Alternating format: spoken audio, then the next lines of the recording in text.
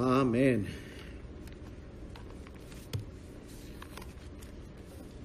En nuestro pasaje que acabamos de leer, hay pequeños títulos arriba en esta porción de la Escritura, y dice así el título: lo que cuesta seguir a Cristo. En otras palabras, del versículo 25 al 33 está el Señor hablando con sus discípulos acerca de lo que cuesta ser un discípulo de Cristo. La mayoría de la gente que se llama cristiana, creo yo, son creyentes, pero no tienen ningún interés en ser discípulos. Vivimos en tiempos en los cuales la gente busca al Señor por lo que puedan recibir de Él, no por lo que puedan hacer por Él o su causa. Cierto.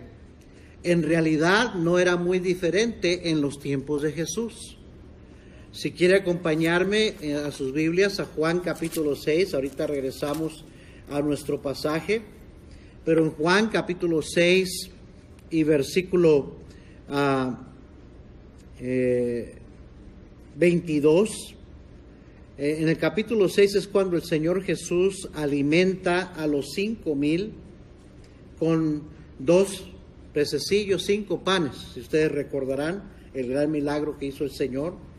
Y dice el versículo 22 que el día siguiente la gente que estaba al otro lado del mar vio que no había habido allí más que una sola barca, y que Jesús no había entrado en ella con sus discípulos, sino que éstos se habían ido solos. Pero otras barcas habían arribado de Tiberias junto al lugar donde habían comido el pan, después de haber dado gracias al Señor. Cuando vio pues la gente que Jesús no estaba allí, ni sus discípulos, entraron en las barcas y fueron a Capernaum buscando a Jesús. Y hallándole al otro lado del mar, le dijeron: Rabí, ¿cuándo llegaste acá? Respondió Jesús y les dijo: de cierto os digo, oiga, fíjense lo que le dijo Cristo, que me buscáis no porque habéis visto las señales, sino porque comisteis el pan y os saciasteis. Y les dijo: trabajad no por la comida que perece, sino por la comida que a vida eterna permanece, la cual el Hijo del Hombre os dará, porque a este señaló Dios el Padre. Entonces le dijeron: ¿qué debemos hacer para poner en práctica las obras de Dios? Respondió Jesús y les dijo: esta es la obra de Dios, que creáis en el que Él ha enviado. Y le dijeron entonces: ¿qué señal pues haces tú para que veamos y te creamos? ¿Qué obra haces?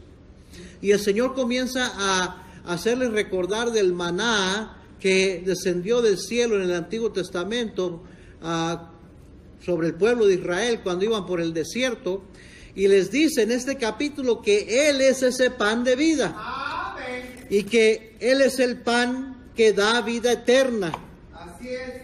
Y dice la Biblia que cuando oyeron estas palabras en el versículo 60 del capítulo 6, que muchos de los que se creían sus discípulos dijeron: dura es esta palabra, ¿quién la puede oír?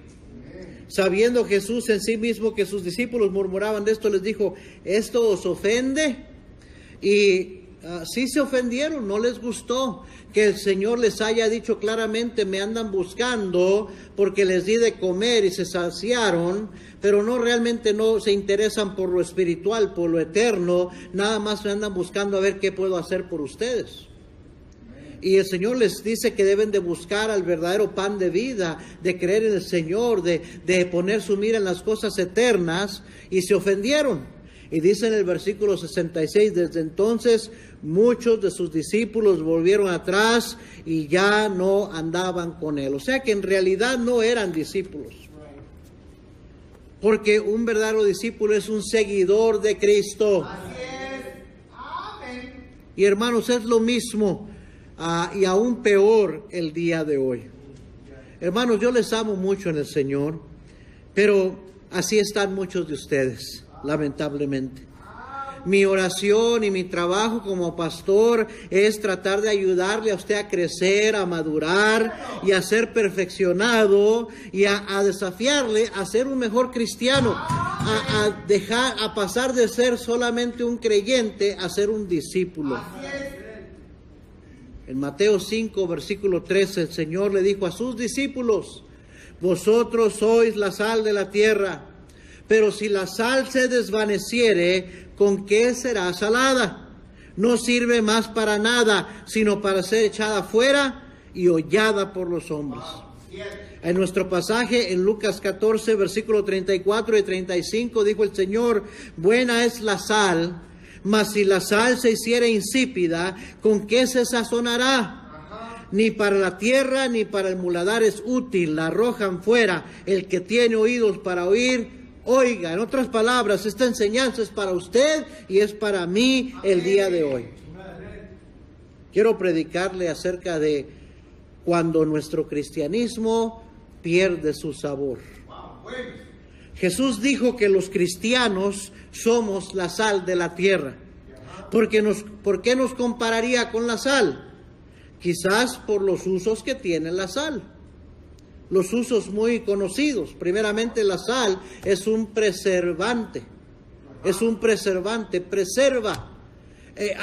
Antes de que hubieran refrigeradores y hieleras, la carne se llenaba de sal y se colgaba y así podía ser preservada por mucho tiempo y no se echaba a perder, porque la sal preserva, hermanos. ¿Sabe lo que está deteniendo el juicio de Dios sobre este mundo pecador? Es que todavía hay algunos cristianos que están aquí preservando, predicando el evangelio, ganando almas para Cristo, y estamos preservando a este mundo de que ya caiga el juicio sobre él, de que no se eche a perder completamente. Los cristianos somos el freno moral de esta sociedad. Cuando el cristiano actúa como la sal que debe de ser. La sal también es un desinfectante. La sal si usted tiene una infección en la boca, no sé si ha oído, ¿verdad? Que si hace gárgaras de sal, que si hace sal en la boca, puede ayudarle a matar esa infección, o en la garganta. Puede poner sal en una herida y mata la infección. Arde mucho, pero mata la infección. Y hermanos, esa es la obra del cristiano en este mundo también. Desinfectar de lo malo. Y la sal también es yo sé que quizás no es una palabra correcta, pero yo así lo puse aquí en mis notas, es un descongelante. O sea que derrite el hielo, derrite lo congelado. Y hermanos, eso es lo que el cristiano debe de hacer, debe de estar en fuego para su Señor y derretir la frialdad espiritual, la indiferencia espiritual. Pero sobre todos sus tantos usos, el uso más común de la sal es que sazona, da sabor. Nada sustituye el sabor que da la sal. Y es cierto que a veces hasta los doctores nos dicen, ¿verdad? Porque el consumir mucha sal puede ser nocivo para la salud, para el corazón y para alta presión. Y entonces dicen, no comas tanta sal. Y hay otros sustitutos que se han inventado para darle sabor a la comida, pero francamente nada sustituye el sabor de la sal. La sal es única. Amén. Y el Señor advierte, nos compara a la sal de la tierra, dice, y nos advierte del peligro que corre la sal de perder su sabor. Y lo está diciendo en relación a nosotros. Y cuando esto sucede, hermanos, el Señor dice, no sirve más para nada. Dijo, ni para la tierra ni para el muladar es útil. La arrojan fuera. Y luego dijo, el que tiene oídos para oír, oiga. Amén. Hermanos, el Señor nos puso en este mundo para hacer sal. Así es. Y también para hacer luz. Amén. O sea que el propósito del cristiano, con referencia a su relación con este mundo lleno, sumergido en tinieblas, es resplandecer la luz de Cristo. Amén. Filipenses 2:15 dice, para que seáis irreprensibles y sencillos, hijos de Dios sin mancha, en medio de una generación maligna y perversa, en medio de la cual resplandecéis como luminares en el mundo. Cristo dijo allá en Mateo 5, dijo, una luz no se esconde debajo del almud, sino se pone sobre el candelero, sobre la mesa, para que alumbre a todos. Así es. El cristiano no debería de avergonzarse ni acobardarse de su fe en Cristo, sino proclamar, testificar de Cristo a otros. Y en medio de un mundo sin propósito, sin sabor, vivir de tal manera que prueben, el mundo pueda probar, gustar, como dice la Biblia, cómo es la verdadera vida. Amén. ¿Cómo sabe el tener la bendición de Dios? ¿A qué sabe tener la bendición de Dios? Lo que es vivir con propósitos divinos y eternos. La luz, cuando el Señor nos compara y dice que somos la luz del mundo, está hablando de testificar. La sal es referencia a que debemos de vivir lo que decimos creer. Porque la sal es lo que se prueba, la luz es lo que se ve. Pero ¿qué pasa cuando la sal pierde su sabor? ¿Qué pasa cuando el cristiano pierde su propósito? Ya no es bueno, ya no sirve, ya no es útil. ¿Cuándo es o cómo es que la sal, o el cristiano en este caso, porque nosotros somos la sal de la tierra, cómo es que el cristiano pierde su sabor, pierde su utilidad, pierde su propósito? Número 1, oiga bien, y aquí está en nuestro pasaje que acabamos de leer. Cuando el cristiano no pone su relación con Cristo primero, antes que cualquier otra cosa o persona, empieza a perder su sabor. Mire el versículo 25, ahí en Lucas 14:25, donde leímos. Grandes multitudes iban con él y volviéndose les dijo, si alguno viene a mí y no aborrece a su padre y madre y mujer e hijos y hermanos y hermanas, y aún también su propia vida, no puede ser mi discípulo. Y el que no lleva su cruz y viene en pos de mí, no puede ser mi discípulo. Hermanos, no malinterpretemos estos versículos. Dios no quiere que odiemos a nadie. Sería contradecir su propia palabra. Más bien lo que nos está diciendo, lo que Él quiere es que lo amemos a Él por encima de cualquier otra relación o interés personal. Quizás usted dirá, ahí en su lugar está pensando en su mente diciendo, yo no puedo ser así, yo no puedo vivir así. Eso es fanatismo, eso es extremismo, ¿ok? Está bien, es su decisión, pero entonces lo que está diciendo es que usted no quiere ser un discípulo de Cristo. No está dispuesto a amar al Señor de esta manera, a ponerlo a Él primero en su vida. Sea sincero. Porque no hay otro cristianismo que enseña la Biblia. Cristo habló solamente de una clase de cristianismo y es esta clase de cristianismo. Un cristianismo que lo pone a Él por encima de todas las cosas. Mire conmigo Colosenses 4, versículo 15, por favor, en sus Biblias. Colosenses 4 y versículo 15.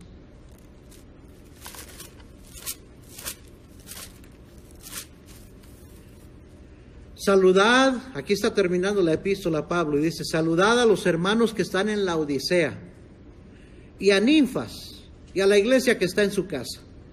Cuando esta carta haya sido leída entre vosotros, eso es a los colosenses, perdón. Dice, cuando esta carta haya sido leída entre vosotros, haced que también se lea en la iglesia de los laodicenses, y que la de la Odisea la leáis también vosotros. Ahora, ¿por qué? ¿Por qué le mandaría esto el Señor a los cristianos en Colosa? A los colosenses, que se aseguraran de que esta carta, esta epístola, la leyeran los cristianos en la Odisea. Bueno, hermanos, ¿qué quería que supieran los hermanos en la Odisea? Si regresamos ahí en Colosenses 1 Y versículo 15, mire lo que dice ahí, Colosenses 1:15. Él es la imagen del Dios invisible, refiriéndose a Cristo, el primogénito de toda creación, porque en Él fueron creadas todas las cosas, las que hay en los cielos y las que hay en la tierra, visibles e invisibles, sean tronos, sean dominios, sean principados, sean potestades, todo fue creado por medio de Él y para Él, y Él es antes de todas las cosas, y todas las cosas en Él subsisten, y Él es la cabeza del cuerpo que es la iglesia, y el que es el principio, el primogénito de entre los muertos, para que en todo tenga la preeminencia. Amén. Mire conmigo Colosenses capítulo 3, versículo 1. Si pues habéis resucitado con Cristo, buscad las cosas de arriba donde está Cristo, sentado a la diestra de Dios. Poned la mira en las cosas de arriba, no en las de la tierra, porque habéis muerto y vuestra vida está escondida con Cristo en Dios. Cuando Cristo vuestra vida se manifieste, entonces vosotros también seréis manifestados con Él en gloria.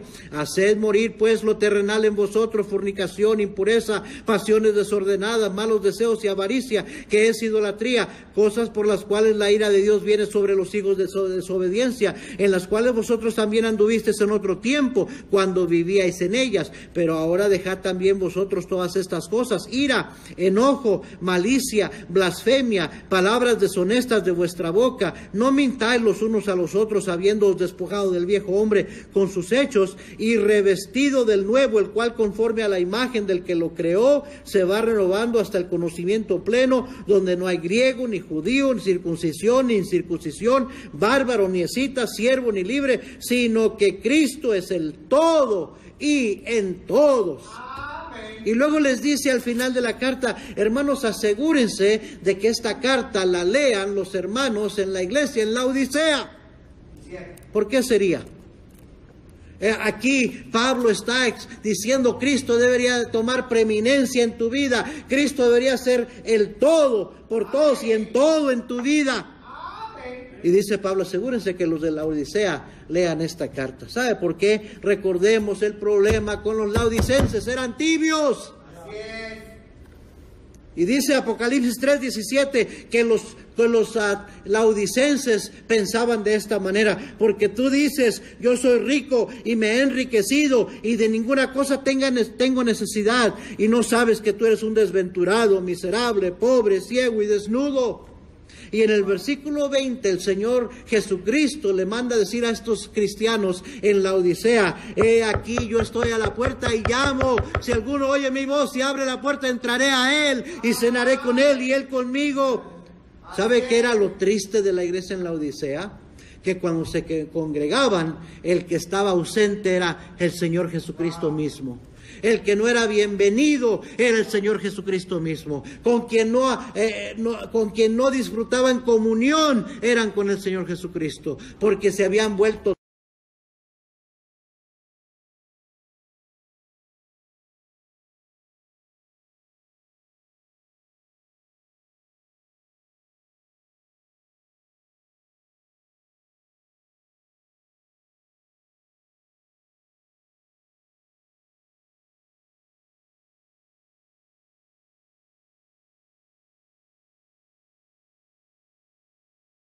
que la lean también los cristianos en la Odisea. Amén. Esta es la aplicación. El cristianismo pierde su sabor, su propósito, cuando deja de vivir para su Señor. Amén. Cuando no hay diferencia entre Él y el mundo. Bueno. El cristiano ha perdido su sabor. Segundo, ¿cuándo es que el cristiano pierde su sabor? Cuando el cristiano no tiene constancia en su vida cristiana. Estoy hablando constancia en su crecimiento y constancia en su servicio. Mire, regresemos a Lucas 14 y versículo 28. Dijo: porque ¿quién de vosotros, queriendo edificar una torre, no se sienta primero y calcula los gastos, a ver si tiene lo que necesita para acabarla? No sea que después que haya puesto el cimiento y no pueda acabarla, todos los que lo vean comiencen a hacer burla de él, diciendo: este hombre comenzó a edificar y no pudo acabar.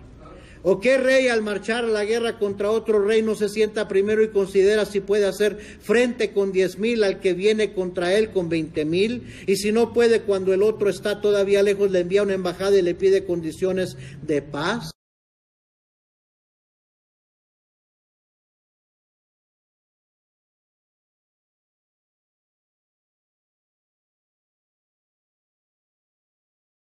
Nada más se pone la cosa difícil, nada más cuesta y dejan las cosas del Señor, dejan sus ministerios, se echan para atrás.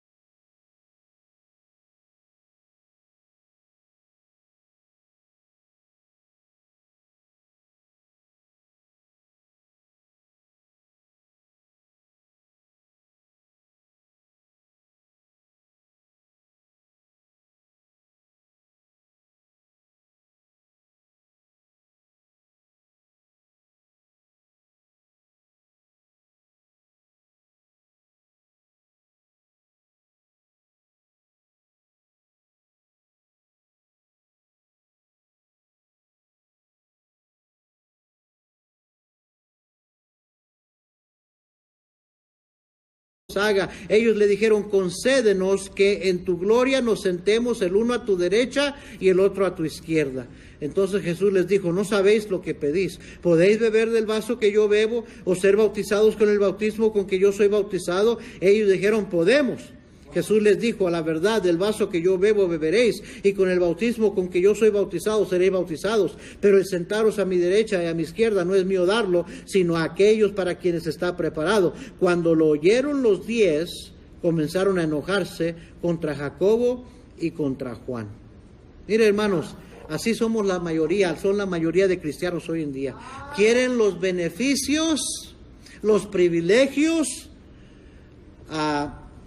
sin considerar lo que cuesta, lo que les va a costar ser un verdadero seguidor de Cristo. Estos 2 discípulos querían sentarse a la par, a la diestra y a la siniestra del Señor Jesús. Y les dijo: ¿están dispuestos a beber la copa que van a tener que beber? Sí, ¿cómo no? Nunca se imaginaban lo que les esperaba. Primero a los Corintios 15:58 dice: así que, hermanos míos amados, estad firmes y constantes, creciendo en la obra del Señor, siempre sabiendo que vuestro trabajo en el Señor no es en vano. La Biblia nos insta, nos exhorta, hermanos, a ser constantes en nuestro cristianismo, a ser comprometidos, a terminar lo que comenzamos, a no echarnos para atrás, a seguir hacia adelante. Cuando el cristiano no es constante, no tiene compromiso, pierde su sabor. Y tercero, el cristiano comienza a perder su sabor cuando no está dispuesto a renunciar. Regrese a Lucas 14 y versículo 33, dice: así pues cualquiera de vosotros que no renuncia a todo lo que posee, no puede ser mi discípulo. No puede ser. Si no estás dispuesto a renunciar, no puedes ser mi discípulo. ¿Renunciar a qué? Lo primero a lo cual necesitamos renunciar usted y yo es al yo. Al usted, a ti. Estamos llenos de nosotros mismos. Somos bien carnales y ni siquiera estamos dispuestos a crucificar nuestra carne. Por eso dijo el Señor, el que no lleva su cruz y viene en pos de mí, no puede ser mi discípulo. La cruz es para crucificar la carne. Pero muchos no están dispuestos a decirle no al yo, a los deseos carnales que tienen, a los gustos que tienen. Segundo, no están dispuestos a renunciar al mundo. Juan dijo en 1 Juan 2:15, no améis al mundo ni las cosas que están en el mundo. Si alguno ama al mundo, el amor del Padre no está en él, porque todo lo que hay en el mundo, los deseos de los ojos, los deseos de la carne y la vanagloria de la vida no proviene del Padre, sino del mundo, y el mundo pasa y sus deseos, pero más el que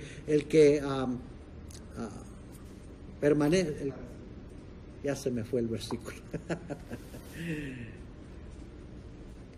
Hermanos, el yo quiero, el yo primero, me gusta a mí, lo que me conviene, mis sueñlos, lo que yo quiero hacer con mi vida.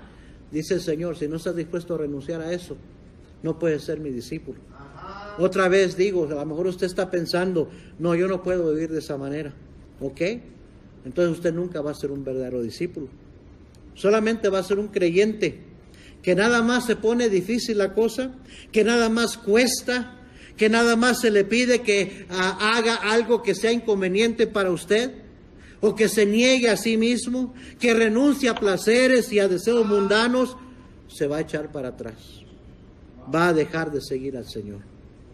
Tristemente vivimos en tiempos cuando la mayoría de cristianos claudican entre dos pensamientos, así como en los tiempos del profeta Elías. ¿Se acuerda que Elías le dijo al pueblo, ¿hasta cuándo claudicaréis entre dos pensamientos? Si Jehová es Dios, servirle, y si Baal, servirle a él. Make up your mind, decídete a quién vas a servir. El pueblo, dice la Biblia, que no contestó nada. Llenos de indecisión, llenos de indiferencia, sin abnegación. No querían decidirse servir a Jehová Dios. Y así están muchos cristianos hoy en día. Y esta es la aplicación. El cristianismo pierde su sabor, pierde su propósito cuando no está dispuesto a negarse a sí mismo. Cuando no está dispuesto a renunciar a sus deseos carnales, cuando no está dispuesto a renunciar a los placeres temporales del pecado y a la vanagloria de este mundo. Jesús dijo, si la sal pierde su sabor, ¿para qué sirve? ¿Para qué sirve, hermano? ¿Se imagina que usted agarra el salero y usted le echa a su carne o a sus frijolitos o a su salsa y la prueba y no sabe a nada, y le echa y no sabe a nada? Usted la tiraría. ¿Para qué sirve? La sal es para dar sabor. ¿Para qué es útil? En Mateo 5:13 el Señor dijo, no sirve más para nada, sino para ser echada fuera y hollada por los hombres. Hollar significa pisotear, humillar y despreciar. ¿Sabía usted eso? Para eso sirve, dice, la sal que no tiene sabor, para ser pisoteada por los hombres, por el mundo, para ser humillada y para ser despreciada. Eso es lo que ha pasado tristemente con la iglesia el día de hoy. Y es por eso que es considerada no esencial por tantos. ¿Sabe por qué? Porque ha perdido su propósito. Porque se han vuelto las iglesias en clubes sociales, en pura religiosidad, porque no están activamente alcanzando a un mundo perdido, y no hay consagración, no hay separación, no hay vidas distintas, vidas cambiadas, como predicaba el día domingo. Y entonces se ha perdido el sabor. Hermanos, ha perdido su sabor. Hermana, ha perdido su sabor como cristiano, como cristiana. Cuando otros ven su vida, pueden tener una probadita de lo que es una vida diferente, la vida abundante en Cristo, una vida con la bendición de Dios sobre ella. ¿Pueden probar eso? ¿Ha perdido su propósito, hermano, hermana? Dígale al Señor esta noche, ayúdame, Señor, a ponerte primero en mi vida otra vez. Ayúdame, Señor, a ser constante, a no ser a veces sí, a veces no, de doble ánimo, Señor. Ayúdame a ser de un solo ánimo, decidido, comprometido. Señor, ayúdame a renunciar a mi voluntad, que se haga tu voluntad. Buscar las cosas de arriba, negarme a mí mismo, renunciar a lo que es mi voluntad para hacer tu voluntad en mi vida. ¿Y sabe qué es lo que va a pasar? Usted va a empezar a ser verdadera sal, útil, con sabor, con propósito, para aquellos a su alrededor que puedan probar lo que es una vida transformada por Cristo. Vamos a orar todos cerrados. Señor.